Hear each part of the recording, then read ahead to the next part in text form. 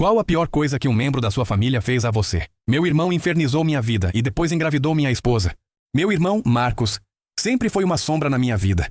Não uma sombra protetora, dessas que te acompanham e oferecem conforto, mas uma que me ofuscava, me irritava, me testava e, no fundo, me diminuía.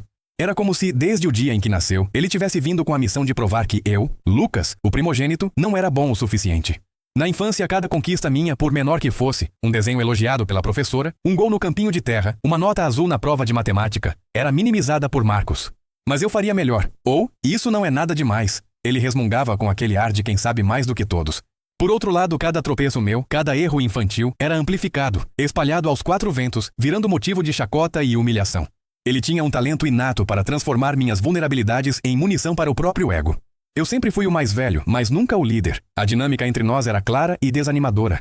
Eu tentava construir, seja uma amizade, um projeto escolar, ou até mesmo uma simples conversa em família, enquanto ele parecia ter um instinto predatório para destruir, ou, no mínimo, sabotar. Essa rivalidade unilateral, alimentada por sua inveja e um desejo implacável de superioridade, me exauria. Eu cresci acreditando que, com a vida adulta, as coisas mudariam, que Marcos amadureceria, que encontraria seu próprio caminho e que essa guerra silenciosa chegaria ao fim. Que engano o meu! Mal sabia eu que o pior ainda estava por vir, e que a sombra dele se estenderia de forma avassaladora sobre a única coisa que eu realmente prezava, minha paz e, consequentemente, meu futuro. A vida seguiu, e eu me esforcei para construir minha própria identidade longe da influência corrosiva de Marcos. Conheci Ana. Ah, Ana! Ela era tudo o que eu não era e tudo o que eu precisava. Calma onde eu era ansioso, sensata onde eu era impulsivo e radiante de uma forma que me fazia esquecer todas as sombras. Ela trazia uma luz para a minha vida que eu nunca soube que faltava. Eu a amava mais do que a mim mesmo, mais do que qualquer coisa que já havia experimentado. Com ela eu me sentia seguro, completo. Achei que finalmente tinha encontrado meu refúgio, um porto seguro onde a toxicidade de Marcos não poderia me alcançar. Como um predador que fareja sua presa, Marcos, claro, percebeu isso. Ele sentiu o quanto Ana era importante para mim, e isso para ele era um convite para o jogo. No começo, ele agia como o irmão legal perto dela. Um charme superficial, quase sedutor, que ele ligava e desligava à vontade. Piadas descontraídas, elogios aparentemente inocentes sobre o cabelo dela ou alguma roupa nova, a típica fachada de quem quer ser o centro das atenções em qualquer reunião social. Eu via. Eu percebia a forma como ele tentava monopolizar a atenção dela em jantares de família, como se Ana fosse um prêmio a ser exibido. Mas eu preferia acreditar que era apenas o jeito dele, a eterna necessidade de ser o destaque. Eu racionalizava, ele é assim com todo mundo, ou é só o Marcos sendo Marcos. Com sua gentileza inerente e sua educação impecável, nunca reclamava. Ela apenas sorria, às vezes um pouco constrangida, mas sempre polida. A gentileza dela, no entanto, parecia ser interpretada por Marcos como uma permissão, um sinal verde. Os favorzinhos dele para ela começaram a se tornar mais frequentes e estranhamente específicos. Uma carona oferecida quando eu estava no trabalho, uma ajuda com uma tarefa doméstica que eu já havia me oferecido para fazer, coincidências de aparecer no mesmo café que ela frequentava. As chamadas telefônicas dele para o celular dela, quando eu não estava por perto, começaram a se tornar rotina, justificadas por alguma bobagem sobre perguntar sobre a família ou combinar um almoço. E os olhares? Os olhares prolongados que ele tentava disfarçar, mas que eu com o tempo comecei a notar. Eram olhares que carregavam uma intensidade que ia além da de um cunhado. Era possessivo, quase faminto. Eu o confrontei uma vez, depois de uma festa de aniversário da minha mãe, onde ele passou a maior parte do tempo grudado em Ana, sussurrando coisas que a faziam rir, mas com uma risada que parecia um pouco forçada. Você não está exagerando na amizade com a Ana, Marcos? Perguntei, tentando manter a voz calma, mas com a mandíbula travada. Ele riu, aquele riso desdenhoso que eu conhecia tão bem, o mesmo que usava para me diminuir na infância. Você é paranoico, Lucas, ele disse dando um tapa nas minhas costas. Estou apenas sendo um bom cunhado, enturmando a sua mulher na família. Ou você quer que ela se sinta excluída? A insinuação me irritou, mas ele parecia tão genuinamente zombeteiro que eu me senti estúpido por ter perguntado. Eu queria acreditar nele, eu precisava acreditar. A ideia de que meu próprio irmão poderia ter segundas intenções com a mulher que eu amava era repugnante demais para sequer ser contemplada. Mas o desconforto, aquela sensação fria no estômago, nunca me abandonava completamente. Era como um alarme tocando no fundo da minha mente, fraco demais para ser totalmente ignorado, forte demais para ser silenciado. Meu casamento, antes um porto seguro inabalável, começou a apresentar microfissuras quase imperceptíveis, causadas não por brigas diretas entre Ana e eu, mas pela presença constante e invasiva de Marcos, que parecia se deleitar em nos observar, em nos perturbar. Ele se tornou uma espécie de parasita emocional, drenando a energia do meu relacionamento, injetando uma dose sutil de veneno. A semente da discórdia havia sido plantada, e eu, cego pela confiança, ou seria a ingenuidade, e pelo desejo desesperado de paz em minha vida, não percebi que ela já estava começando a germinar. A cada dia que passava, as raízes dessa semente se aprofundavam, preparando o terreno para a catástrofe que estava por vir. O pressentimento estava lá. uma nuvem escura no horizonte, mas eu, no meu otimismo forçado, me recusei a encará-la. E a vida seguiu rumo ao precipício. A notícia veio como um raio em céu azul, um daqueles que rasgam a tranquilidade de uma tarde ensolarada e deixam um rastro de eletricidade e presságio. Ana estava grávida. Meu coração explodiu de uma alegria tão intensa que chegou a doer. Ser pai era tudo o que eu sempre quis. Um sonho que eu nem sabia que acalentava com tanta força até o momento em que a vi, com os olhos marejados e um sorriso trêmulo, segurando o teste positivo. Rimos, choramos, tudo ao mesmo tempo, num turbilhão de emoções que pareciam finalmente justificar cada obstáculo que eu havia enfrentado na vida. Eu já me imaginava empurrando um carrinho no Parque Ibirapuera, ensinando a criança a andar de bicicleta, contando histórias para dormir. Aquele pequeno ser, que ainda era apenas uma promessa, já ocupava cada canto da minha mente e do meu coração. Mesmo em meio a essa euforia avassaladora, havia algo nos olhos de Ana que eu não conseguia decifrar. Uma sombra sutil, quase imperceptível, que se escondia sob a camada de felicidade. Ela estava diferente, mais distante por vezes, mais pensativa, com um ar de quem carregava um segredo. Na minha completa cegueira efervescente de futuro pai, atribuí tudo à montanha-russa hormonal da gravidez. Aos enjoos, à nova rotina, ao peso da responsabilidade que se aproximava. É normal, eu me convencia. Gravidez é assim mesmo, mexe com tudo. Que ingênuo eu era. Minha mente, tão focada em construir um ninho, ignorava os sinais de alarme que já piscavam ao meu redor. A festa de anúncio da gravidez foi um evento em família, uma celebração animada em nossa casa em São Paulo. Amigos e parentes se reuniram, as risadas ecoavam, e a casa estava cheia de uma energia vibrante. Marcos estava lá, claro. Ele não poderia perder a oportunidade de ser o centro das atenções, mesmo que por osmose. Brindou conosco com entusiasmo teatral, sorriu abertamente para as fotos, fez piadas sobre o meu futuro, sono interrompido, e sobre as fraldas. Sua performance era impecável, a imagem do irmão e cunhado feliz e orgulhoso. Tolo, até senti um lampejo de gratidão. Talvez ele estivesse realmente mudando, eu pensei. Talvez a alegria da nossa família o estivesse contagiando, finalmente. Mas um momento em particular me marcou, e este eu não consegui racionalizar. Vi Ana e Marcos conversando em um canto da sala, perto da estante de livros. As palavras eram inaudíveis por causa do burburinho da festa, mas a linguagem corporal. Algo estava profundamente errado. O olhar de Marcos para ela não era de irmão ou cunhado. Era possessivo, quase predatório, com uma intensidade que me fez gelar o sangue, um déjà-vu dos olhares que eu havia tentado ignorar antes. E Ana, por um breve segundo, parecia encolher-se sob aquele olhar, o sorriso desaparecendo do rosto dela, uma expressão de desconforto evidente. No instante seguinte, ela se recompôs, voltando à sua postura habitual, mas a imagem daquele olhar e da reação dela ficou gravada na minha mente. Era um flash, um milésimo de segundo que parecia gritar perigo, mas que eu, na minha bolha de felicidade, rapidamente empurrei para o fundo da minha consciência. Semanas se seguiram. Ana começou a ter enjoos matinais severos, mais do que o normal, ela dizia. Eu estava animado, cuidando dela com todo o carinho, preparando as coisas para o bebê. Comecei a montar o quarto, escolhi cores neutras, navegava em sites de carrinhos e berços. Cada dor de cabeça dela, cada momento de cansaço, eu encarava como um sacrifício doce pelo milagre que estava crescendo dentro dela. Eu estava completamente imerso na fantasia da paternidade, alheio à realidade sombria que se desenrolava sob o meu nariz. Em uma noite chuvosa de domingo, Ana estava particularmente mal. Vômitos incontroláveis, febre baixa. Eu sugeri levá-la ao hospital, preocupado com a saúde dela e do bebê. Ela se recusou com uma veemência que me surpreendeu. Lucas, é só o que a médica falou, é normal da gravidez. Passa. Ela insistiu, virando o rosto para a parede. Horas depois, quando ela finalmente adormeceu, exausta e pálida, e o silêncio preencheu o quarto, meu celular apitou.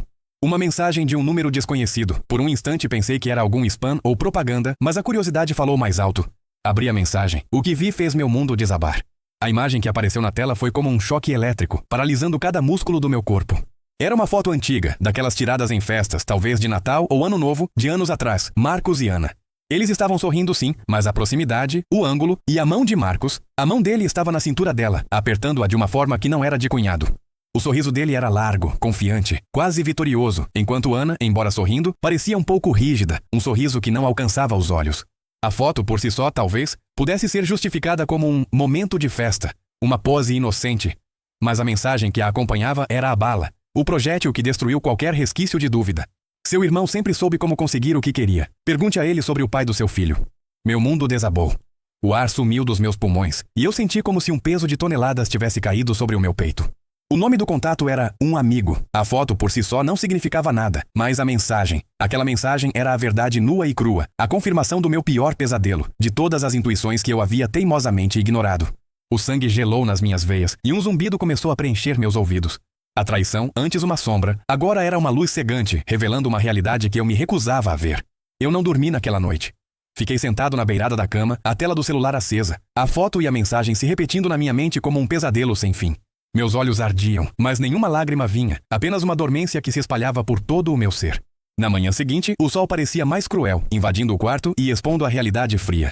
Ana acordou com os olhos ainda inchados do dia anterior e me olhou com um sorriso sonolento. Para mim, o sorriso dela era agora uma máscara, e cada traço do rosto dela gritava, mentira! Eu a confrontei, tremendo, a voz embargada pela raiva e pela dor que se misturavam em um coquetel explosivo. Mostrei o celular. Ela tentou negar no início com desculpas esfarrapadas, com uma súbita torrente de choro que me pareceu artificial.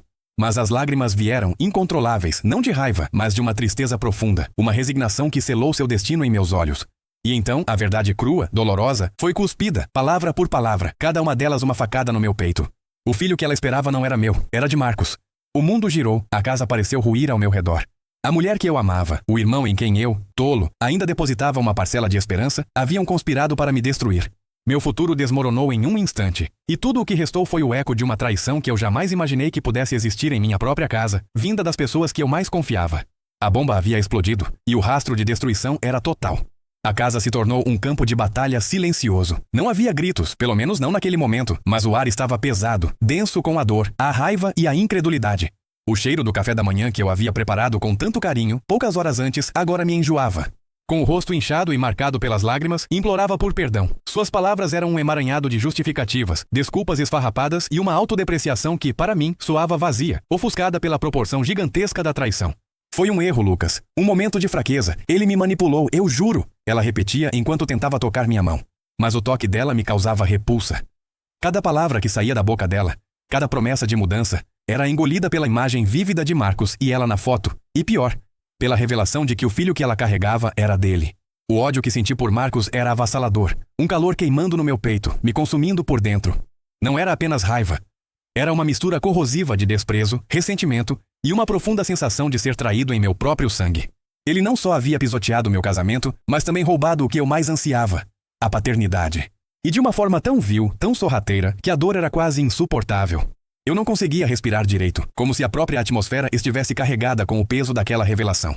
Eu precisava confrontá-lo, não por Ana, não por mim de uma forma que buscasse um acordo, mas por uma necessidade visceral de ver em seus olhos a verdade, ou a falta dela. Eu queria entender a mente por trás de tamanha crueldade. Sem pensar muito, impulsivamente saí de casa. As ruas de São Paulo pareciam desfocadas, os sons do trânsito abafados pela pulsação furiosa em minhas têmporas. Fui direto à casa dele, determinado a ter um acerto de contas. Não sabia o que faria, o que diria, mas sabia que não podia adiar. Cheguei à porta dele, batendo com uma força que quase a fez tremer. Alguns segundos depois, ele abriu com uma cerveja na mão, como se estivesse apenas curtindo um domingo qualquer. A visão dele, tão calmo e despreocupado, enquanto meu mundo desabava, incendiou a última gota de sanidade em mim. Quando entrei, a calma dele era perturbadora, quase sobrenatural. Ele nem sequer se surpreendeu em me ver ali, tão transtornado. Seus olhos, que eu sempre vi como reflexos dos meus, agora me pareciam frios, vazios de qualquer emoção humana que eu pudesse reconhecer. Você descobriu, ele disse com uma voz monótona, quase entediada, enquanto dava um gole na cerveja. Um sorriso irônico e quase imperceptível surgiu nos lábios dele, um pequeno rictus de triunfo que me fez querer explodir. Não houve negação, nem remorso, nenhuma surpresa. Apenas um ar de superioridade, como se tudo aquilo fosse um jogo que ele havia planejado meticulosamente, e ele, é claro, tivesse vencido a partida com um cheque-mate perfeito. As palavras que trocamos foram poucas, mas carregadas de um veneno tão potente que podiam ser sentidas na boca. Eu gritei. Gritei o que estava entalado na minha garganta, o que vinha se acumulando há anos. O acusei de destruir minha vida, de arruinar meu casamento, de roubar minha futura paternidade. De ser um monstro, um parasita, um traidor. Minha voz falhava, embargada pelas lágrimas de raiva e frustração que finalmente começavam a vir. Ele me ouvia, com o mesmo sorriso enigmático, a cabeça ligeiramente inclinada, como se estivesse observando um espetáculo divertido. Quando terminei meu ataque, ofegante e tremendo, ele deu uma risadinha seca. Você é fraco, Lucas, ele proferiu com uma voz calma que contrastava violentamente com a minha fúria. Sempre foi, desde criança, sempre se contentando com as migalhas, com o que sobrava. Eu só peguei o que você não era capaz de segurar. A cada palavra era como se ele estivesse me esfaqueando, lentamente, friamente. A referência à infância, ao nosso histórico, me atingiu em cheio. Ele não estava apenas falando de Ana, ele estava falando de tudo, de uma vida inteira de superioridade percebida. A violência explodiu, não física, mas verbal. Eu o chamei de todos os nomes que a minha mente, tomada pela ira, podia conjurar. Bastardo, verme, demônio. Eu o amaldiçoei a ele e a tudo que ele representava. Desejei-lhe o pior, que sentisse na pele a dor que ele havia me causado. No entanto, permanecia impassível. Seus olhos me olhavam com um desprezo palpável, como se eu fosse um inseto insignificante se debatendo em agonia, algo a ser observado e depois esmagado. Em meio à raiva, à dor, à humilhação, uma única pergunta escapou dos meus lábios, uma súplica desesperada por alguma lógica em tamanha maldade. Por quê? Por que você faria uma coisa dessas? Somos irmãos. Ele deu de ombros com um gesto que expressava a mais pura indiferença. Porque eu posso. E porque sempre tive o que você queria, não é? Sempre. Você só não tinha percebido ainda. Essa frase final, proferida com um tom de sarcasmo gélido, foi a gota d'água. Ele não tinha remorso. Ele sentia prazer em me ver sofrer. Era a validação de uma vida inteira de crueldade disfarçada de rivalidade. Saí de lá sem conseguir enxergar direito, com a sensação de ter sido esvaziado, drenado de cada emoção, exceto a dor. O ar-condicionado do carro parecia não funcionar, e eu sentia o calor subir pelo meu peito, o suor escorrendo pelas minhas costas. A vida que eu conhecia, os planos que eu havia feito, o futuro que eu havia construído tijolo por tijolo com tanto cuidado e amor, tudo se desfez em pedaços. A paternidade que eu tanto ansiava se tornou uma piada cruel, uma ferramenta de tortura nas mãos do meu próprio irmão. A mulher que eu amava era agora a representação da minha maior dor, o veículo da traição mais profunda. E meu irmão, a pessoa que deveria ser meu sangue, meu apoio, era meu pior inimigo, um predador que havia esperado pacientemente o momento certo para dar o bote. Dirigi sem rumo pelas ruas de São Paulo, o trânsito indiferente à minha desgraça. As luzes da cidade, antes vibrantes, agora pareciam borradas e opacas. Eu estava perdido, sem chão, sem saber para onde ir ou o que fazer. A casa que eu compartilhava com Ana, outrora um lar, agora era um monumento à minha ingenuidade. A confrontação com Marcos não trouxe alívio, apenas a certeza de que a escuridão em seu coração era ainda maior do que eu poderia imaginar. E no vazio que se seguiu, a única certeza era que minha vida nunca mais seria a mesma. Eu estava no fundo do poço e não conseguia ver uma única mão estendida para me ajudar a sair. Os dias que se seguiram àquela terrível confrontação com Marcos foram um borrão. A dor era tão avassaladora que se transformava em uma espécie de anestesia, entorpecendo tudo ao meu redor. Eu vivia em um estado de choque, como se a realidade tivesse se distorcido e eu estivesse preso em um pesadelo do qual não conseguia acordar. Ana implorava, chorava, prometia mudar. Suas lágrimas eram constantes, sua voz embargada pela súplica. Ela falava em terapia de casal, em recomeço, em apagar o passado. Mas a imagem dela com Marcos, as palavras cruéis dele gravadas a fogo na minha mente, eram um muro intransponível. Eu não podia olhar para Ana sem ver a traição. Cada gesto dela, cada palavra, cada tentativa de aproximação, era filtrada pela lente daquela revelação devastadora. Ela era a personificação da minha dor, a prova viva de que tudo o que eu construíra era uma farsa. E pensar no futuro era impossível. Como eu poderia criar um filho que não era meu, fruto de uma traição tão sórdida, com a sombra de Marcos pairando sobre nós? A paternidade, antes um sonho, agora se tornara uma piada cruel, uma ferramenta de tortura. O bebê que estava por vir, por mais inocente que fosse, seria um lembrete constante daquela ferida aberta. A decisão foi a mais difícil da minha vida. Um corte limpo em uma carne viva, mas era inevitável. O divórcio. Não havia outro caminho. Eu não conseguia perdoar e, para ser brutalmente honesto, não queria. A confiança estava pulverizada e sem ela não há casamento, não há família. Quando verbalizei a decisão, a voz de Ana se quebrou, mas ela aceitou com uma resignação que me dizia que, no fundo, ela também sabia que era o fim. Não havia mais nada a ser dito ou feito. A vida que planejávamos juntos, os sonhos que compartilhávamos, tudo se desfez como castelo de areia levado pela maré. Ela se mudou da nossa casa no Brooklyn, em São Paulo, algumas semanas depois, levando consigo a esperança de um futuro que nunca existiria para nós. A ausência dela deixou um vazio ensurdecedor. A casa, antes cheia de risadas, planos e a expectativa da chegada de um bebê, agora parecia um túmulo. Cada cômodo, cada objeto, a poltrona onde líamos juntos, a caneca que ela sempre usava para o café, o espaço vago no armário dela, me trazia à tona o que eu havia perdido. Era como se as paredes respirassem a nossa história, e agora apenas a dor pairava no ar. Cortei todo e qualquer contato com Marcos. Bloqueei seu número, suas redes sociais, tudo o que pudesse me conectar a ele. Ele tentou ligar algumas vezes, com mensagens que variavam entre uma estranha e vazia desculpa, que soava mais como deboche, e provocações veladas sobre como eu estava lidando com a liberdade. A cada tentativa sentia um calafrio de repulsa. Mudei meu número de telefone, apaguei as fotos, os áudios. Eu queria apagá-lo da minha existência, como se ele nunca tivesse feito parte da minha vida. Mas a ferida ainda estava aberta, sangrando, e a memória dele continuava a assombrar meus pensamentos. Eu me afundei no trabalho, buscando um escape para a dor. Tornava-me o primeiro a chegar e o último a sair do escritório no centro da cidade. As horas extras se tornaram meu refúgio. A exaustão física uma forma de calar o tormento mental. Mesmo em meio a planilhas e reuniões, a mente divagava para a traição. Perdi peso, as olheiras se aprofundaram e o sono me abandonou, substituído por noites insonáveis e pesadelos vívidos quando, porventura, conseguia cochilar. A comida não tinha sabor, e a vida parecia ter perdido todas as suas cores. Meus amigos e familiares, os que ainda não sabiam dos detalhes sórdidos da traição, se aproximaram, preocupados com minha evidente deterioração física e emocional. Tentavam me ajudar a reerguer. Você precisa comer, Lucas. Saia um pouco, distraia a cabeça. Estou aqui para o que precisar. Eu os ouvia, agradecia, mas me sentia incapaz de aceitar a ajuda plena. Como eu poderia explicar o quão fundo eu havia caído? Como eu poderia dizer que a dor vinha do meu próprio sangue, de uma traição que me destruiu por dentro? A vergonha me impedia de desabafar completamente, de expor a podridão daquela situação. Demorou muito, mas eu comecei a me permitir sentir a dor, não apenas fugir dela. Por insistência de um amigo muito próximo, que percebeu a profundidade do meu desespero, procurei terapia. As primeiras sessões foram difíceis, um emaranhado de raiva, tristeza, culpa e uma profunda sensação de injustiça. Aos poucos, comecei a desatar os nós.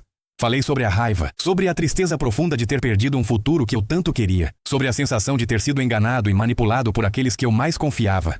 O processo era lento e doloroso, como desinfetar uma ferida profunda, mas era necessário. Comecei a me reconectar com hobbies antigos que havia abandonado. Voltei a correr no Parque do Ibirapuera, a ler livros, a tocar violão. Pequenos passos, quase imperceptíveis, em direção a uma vida onde Marcos não seria mais o centro da minha dor. Não era um recomeço fácil, mas era um passo, ainda que pequeno, em direção a uma nova versão de mim mesmo. Eu não estava mais me afogando, estava aprendendo a boiar, a me manter à tona, a respirar. A cidade de São Paulo, antes um lembrete constante da minha antiga vida, começou a parecer um lugar de novas possibilidades. Um lugar onde eu poderia, talvez, reconstruir quem eu era, longe das sombras do passado.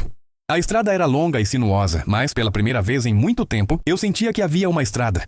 Meses se passaram, e com eles, a ferida, embora ainda presente, começou a cicatrizar.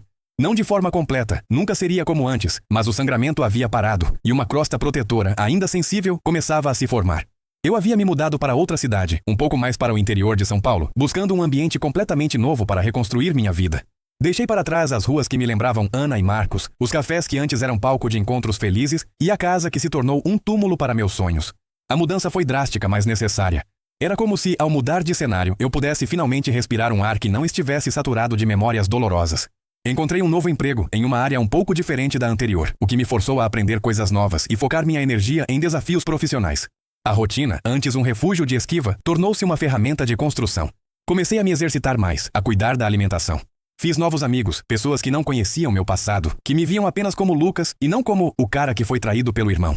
Essa ausência de pré-julgamentos foi um bálsamo para minha alma.